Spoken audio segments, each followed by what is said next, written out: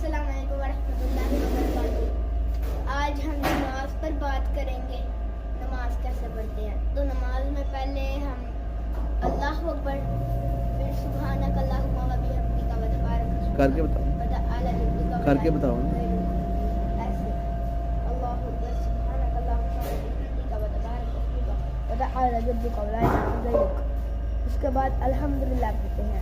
الحمدللہ رب العالمین الرحمن الرحیم مالک یوم الدین ایاک نعبد و ایاک نستعین اہدنا الصراط المستقیم صراط الذین انعمت علیہم غیر المغضوب علیہم ولا الضالین آمین۔ اس کے بعد سورت پڑھتے ہیں۔